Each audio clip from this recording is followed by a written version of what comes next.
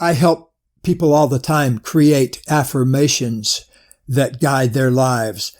And here we talk about the 3 P's to make your affirmation positive, personal, and present tense, to put it in the present tense so you can really try it on in your body.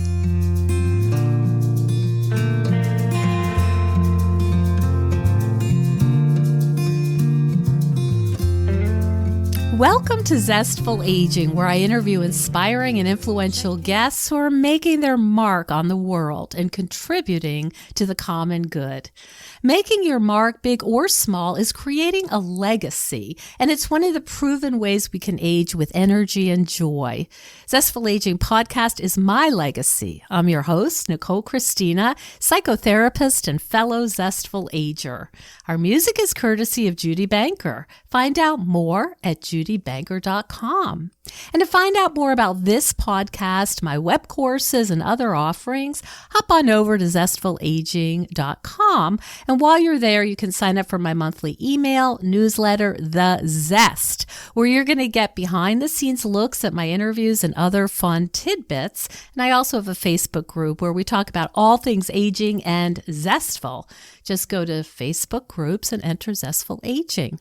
I know that everyone is feeling really stressed and anxious right now. We're all unsettled and feel out of control.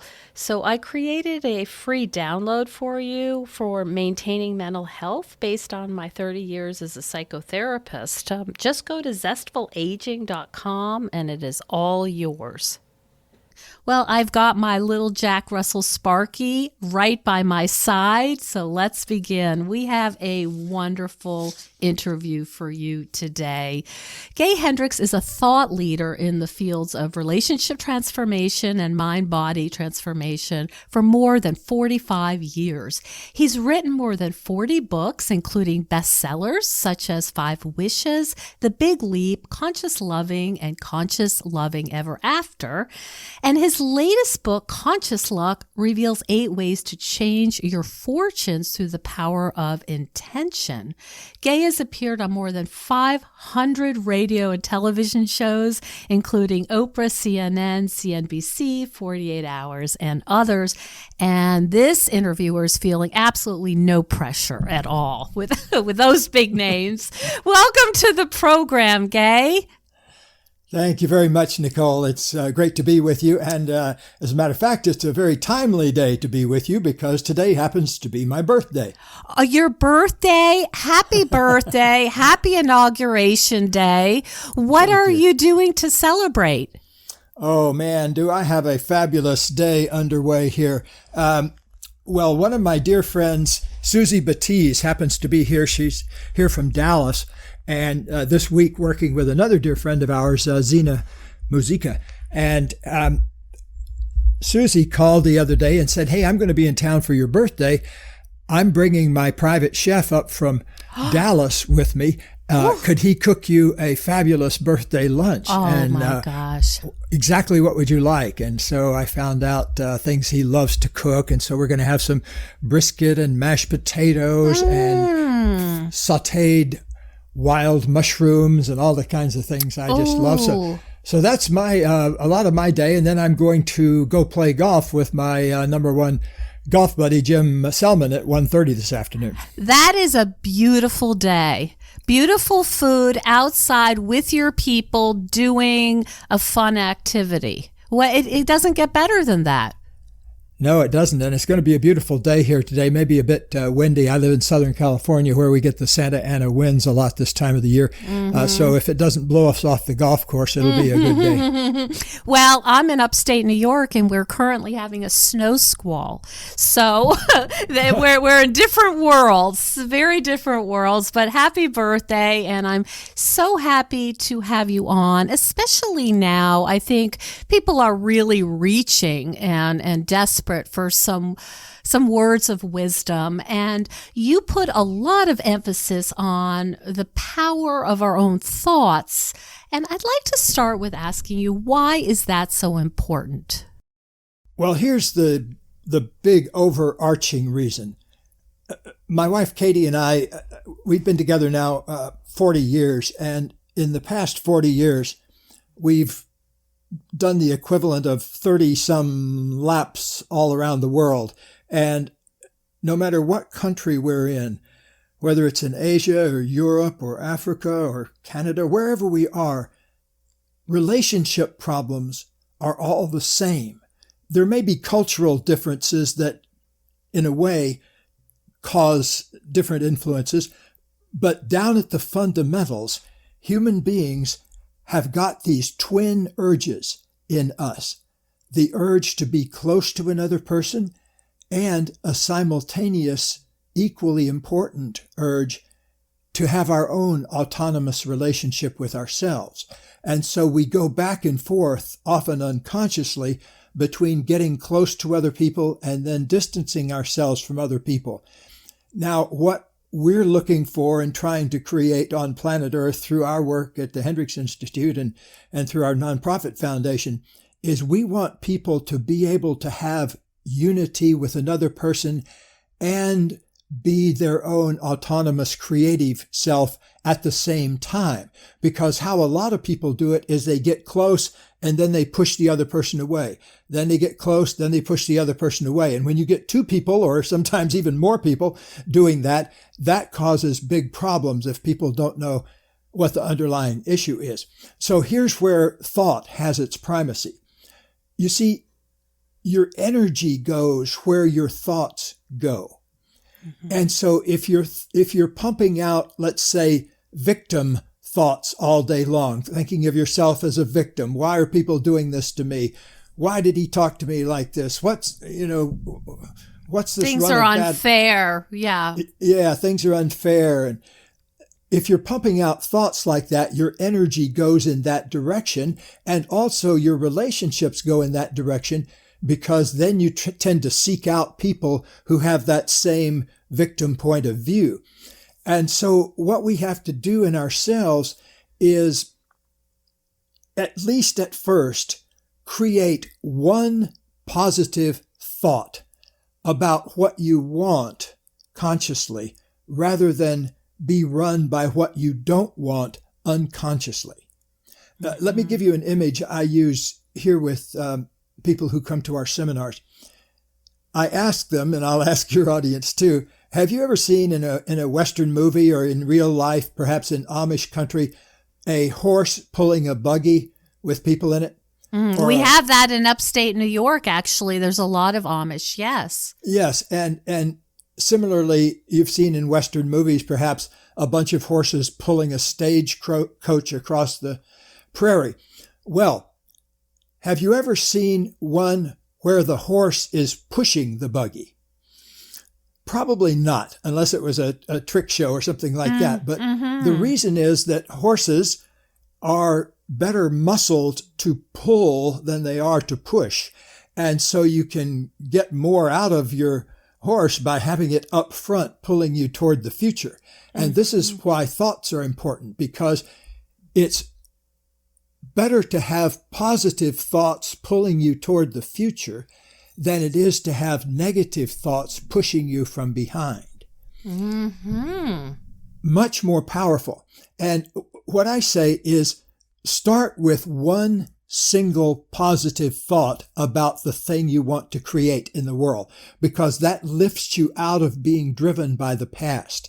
So, for example, my wife and I, Katie and I, go out on New Year's Day every year and spend a couple of hours in nature doing our manifestation goals for the year. This year we went to the beach, to a place that overlooked the ocean. So we had the ocean in the distance as we were formulating our goals for the year. So here's a positive thought that we used for the year, that all of our assets are growing magnificently and managed with excellence. Mm-hmm. So there's an idea there that's a positive idea. It's out having, that's the horse you're putting out in front of you. And so take another area. Suppose you've been struggling with your weight and So to create one positive thought is actually the first key step, which is to have a picture in your mind or even a sentence that says, I enjoy being at my ideal weight. Mm-hmm. There's a beautiful idea expressed in a very positive way. I help people all the time create affirmations that guide their lives. And here we talk about the 3 P's to make your affirmation positive, personal, and present tense. To put it in the present tense so you can really try it on in your body. So I enjoy every moment of living in my ideal body. There's a great positive thought that will cancel out all that old negative thinking and shaming of yourself. So there's my big message for the day, Nicole, is start any manifestation project by creating one single positive thought and then go from there. That's great. Now, I'm going to ask you something I'm sure you've been asked before, but we are familiar with the level of trauma in our population and how trauma affects the brain. Talk to me about how developing these affirmations may be able to neutralize some of those neural pathways that are sort of ground in that life is scary, I can't trust people based on people's possible traumatic pasts. Yes, well, that's a very key question because, as you said, there's a lot of trauma in a lot of different quarters these days. And, you know, in one way, these past few years have been one massive trauma to our psyche. Amen on that. And so we've all got some coming out of trauma to do. The important thing, though, is to establish a new idea that's got some oomph to it to you. To establish a positive new idea. It doesn't mean you're holding yourself hostage to the future. It just means that, just like turning on a light in the darkness and then focusing it on some spot over there that's got a beautiful work of art on it. So it's beauty pulling you toward it. And so regardless of the different kinds of trauma, we work with all sorts of different kinds of trauma from, you know, rock solid, deep in their victim things where somebody was a victim of a sexual assault, for example. Big T, yeah. Big T trauma.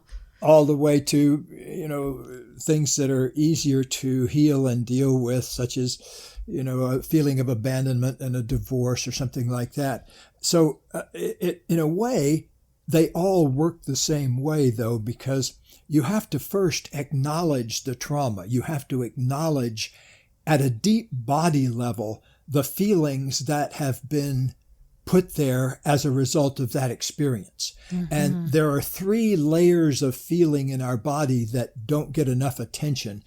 One is the anger layer, which the muscles of the upper back between your shoulder blades up into your neck and out into your jaws contract when you're angry.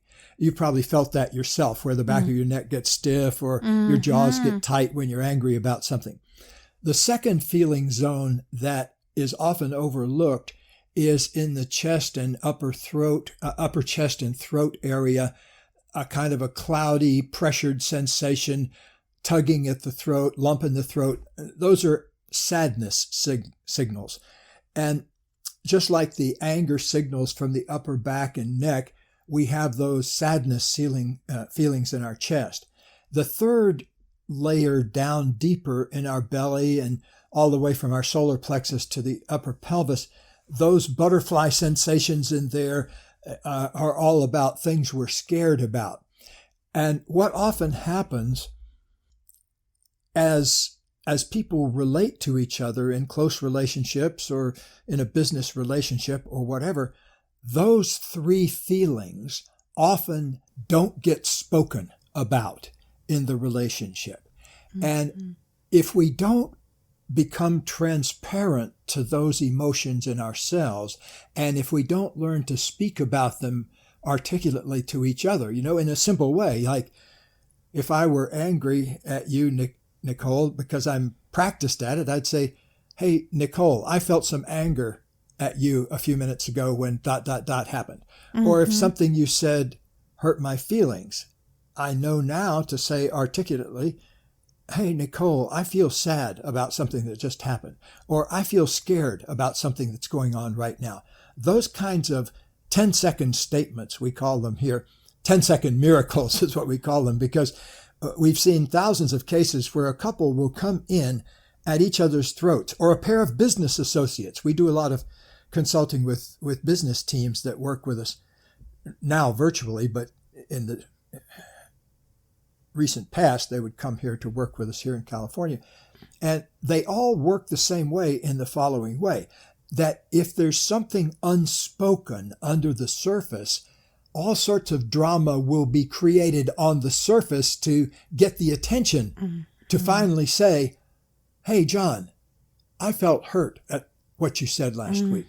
I've seen that work miracles in business situations as well as in thousands of couples that we've seen. I think we've seen about 4,500 couples now. And so it's a common pattern to withhold. And when you withhold, when you don't speak about what's important, you withdraw, and then you start to project onto the other person. They don't look as good as they did when you were having an open-hearted conversation with them. I see. So I'm just trying to imagine sort of the stages, and I'm guessing that the first thing is to acknowledge what you're feeling and where it might be coming from and the trauma, in a way clearing the decks so you can then insert some positive affirmations. Did I get, is that sort of the basic gist?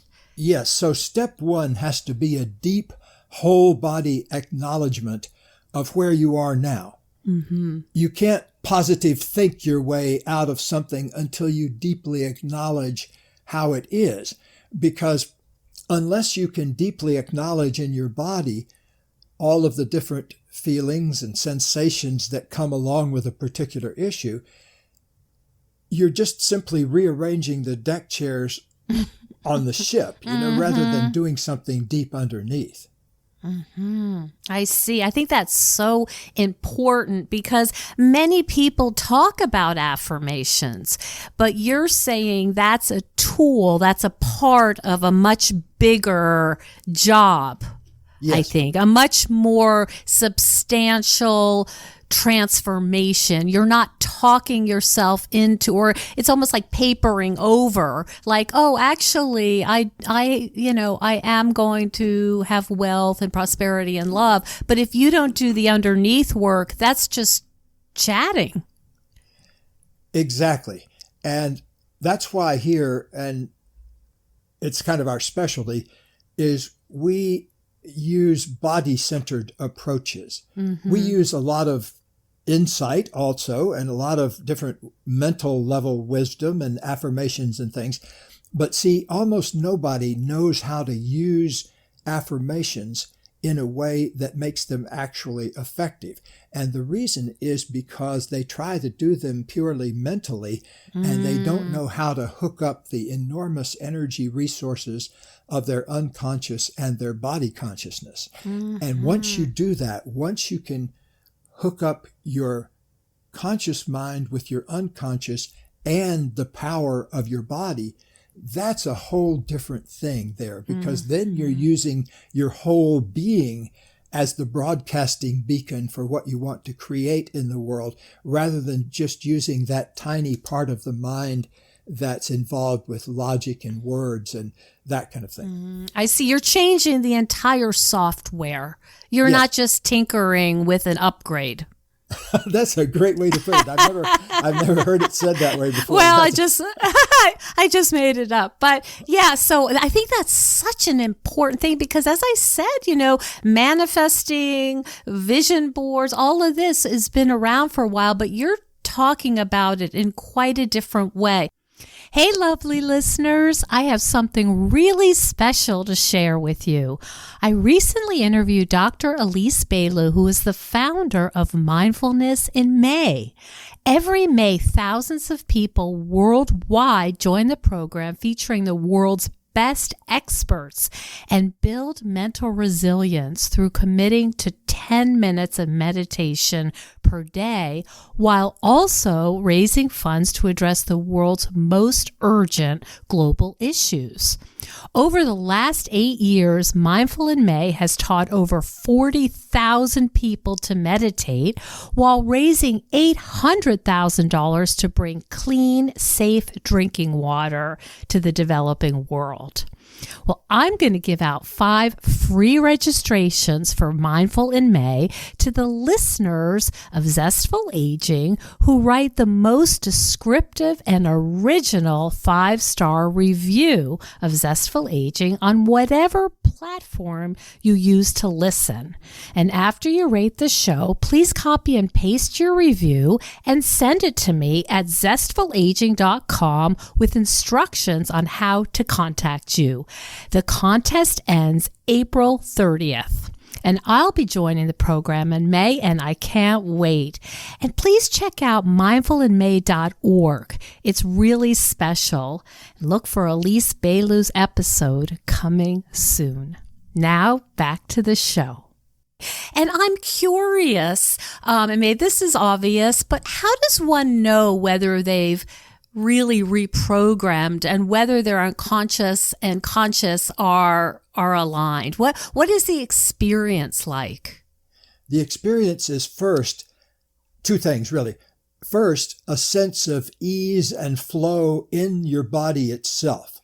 So instead of that tangled up feeling in your mind and that kind of confused feeling in your body, instead of fear and that kind of thing, what happens is you click into a flow that's actually been there all the time. It's just that so much stuff was clouding over it, so much kind of undigested issues. And once those start to clear up, then you feel this wonderful flow all the time. And it's my barometer in my body. I mean, I accessed it ages ago now, but it's been in me so long that if I don't feel it, even for a second, I say, what's going wrong here? Did I say something that wasn't completely authentic, or did I fail to listen to somebody, or so I kind of look in there and say, what's going on?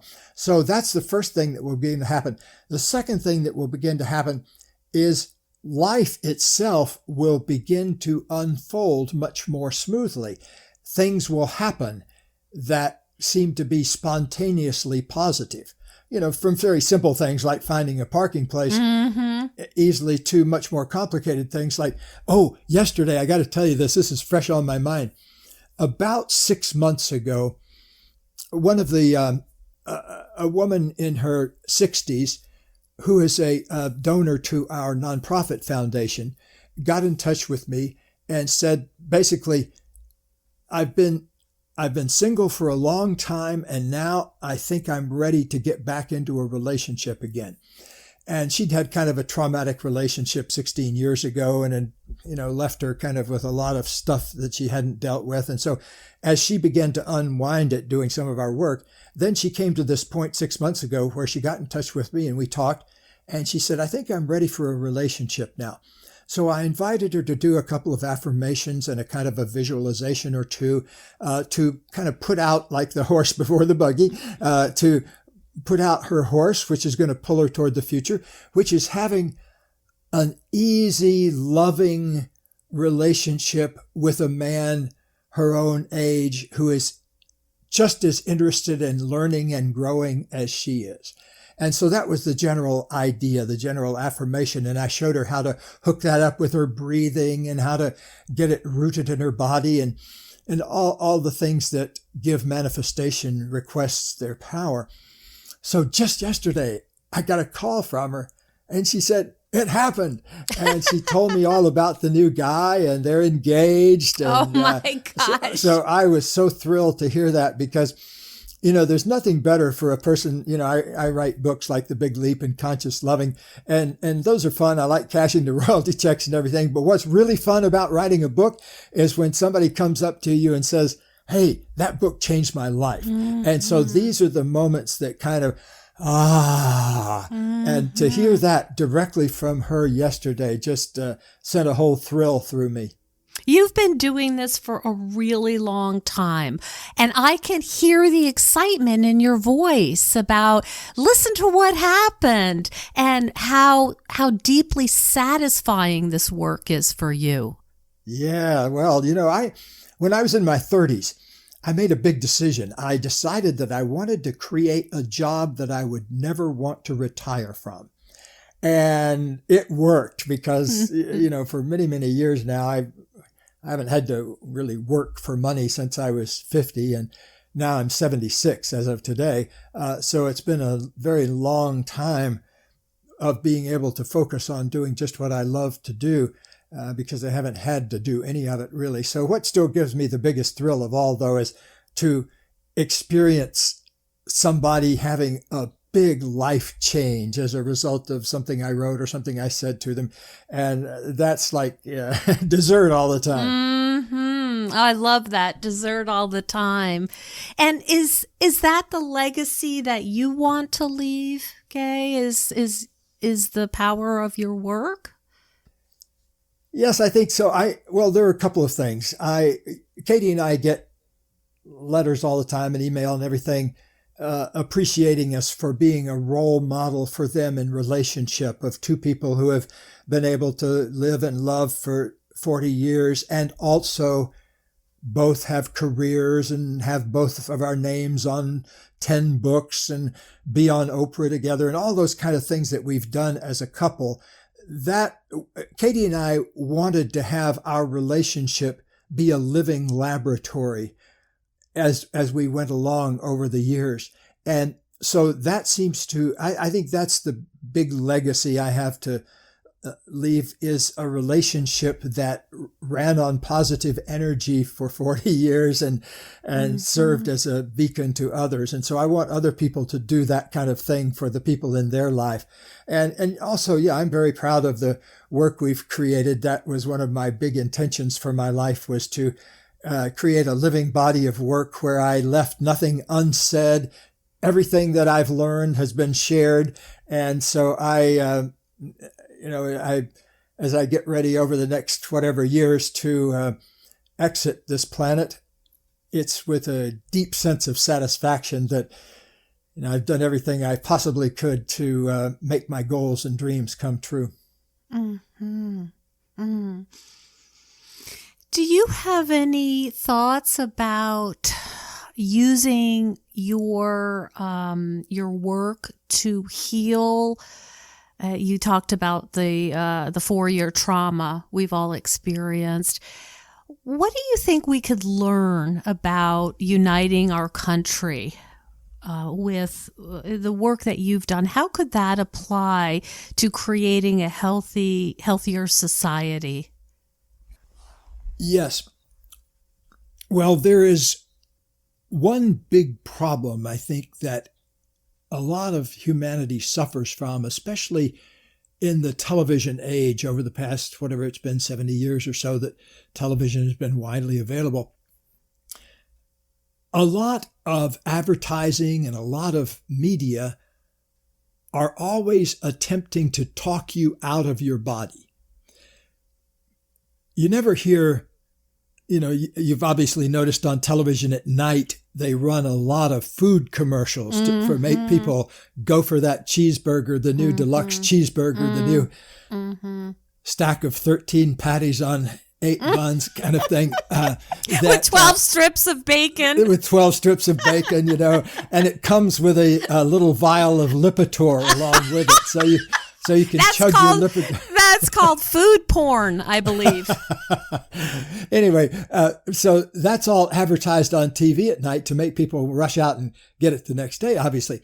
But you never hear anybody come on, or like pharmaceutical commercials are another classic example. Oh, boy. You never hear a kindly white-haired doctor in a white coat step forward and say, hey, listen, use medications really as your last resort. Get good at noticing things in your body. Notice when you're angry. Notice when you're scared, because like when you're angry, folks, your back tightens up. And if you don't know it's because you're angry, if you think it's for some other reason, you're likely to miss out 95% of the time on why your back is tight.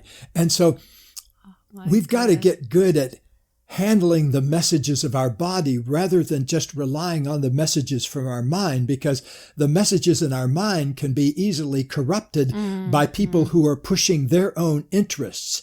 You know, we've had 4 years, in my opinion, of requiring more and more people to leave behind their common sense and rely on, what do you call them?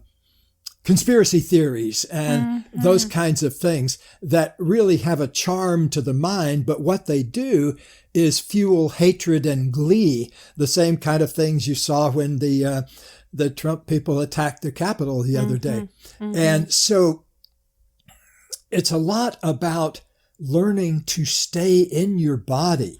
And, if you watch a lot of TV, you might be tempted to think, oh, that guy, he's always looking in control and in charge of everything on TV. Let's vote for him. Well, that's crazy. That's just absolutely leaving your body behind, because if you didn't know in your body that you were being conned, you got a problem, because you're susceptible to being conned just about every day of your life. And so to make ourselves unconnable, we have to get back in touch with the reactions of our body, not just the information that's flowing around in our minds. Especially now that information is so sophisticated in manipulating us. I was just learning about advertisers learning to use their voices in a way that evokes emotion. Because now, of course, with scans, we can see what affects our brain, and there's so much information and data that advertisers use to corrupt us, as you say.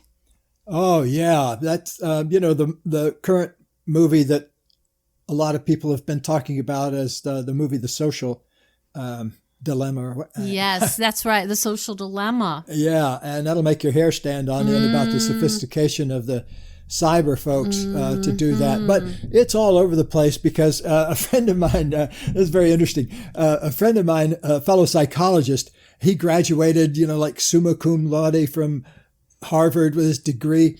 And so he went to work in the mental health field for, at the time, like $15,000 a year. And he was telling me, this was way back in the, 40 years ago when he told me this, he said that it blew him away that all of his fellow really smart guys from Harvard went to Madison Avenue for like $60,000 a year. And because they have a way of wanting to really hire the most brilliant people in society. And so, but let's keep our mind on the big issue. The Greeks had a word for it 2,500 years ago. It's called alexithymia, and it's a medical term now, but it was originally coined by the Greeks, which it means is being out of touch with your feelings, not being able to recognize your emotions, a disease of being cut off in your mind from what's going on below your neck. And so that's a big issue. We have a societal problem of alexithymia, and it's catching on in a way that I think it's positive, because now if you go to an American Medical Association conference, 30 years ago, there was very little approach to nutrition or breathing or yoga or any of the body-centered therapies. But now if you go to an AMA convention, you'll see tons of workshops on breathing and nutrition and yoga and things like that. It's just mind-boggling in a way. So I really want to compliment my medical colleagues. There's still a lot of resistance to whole body thinking, holistic thinking, but it's really catching on in a way that I never predicted it would. Yeah, so the body is the expert, not the brain. Okay. Yes, because it's evolved for millions and millions of years. I mean, look, it's been approximately 50 million years since our side parted from the folks that became the whales, and they went back to the ocean. You know, they tried it up on land for a little while, and then they said, I don't think this is for me. And they went back to the ocean 50 million years ago.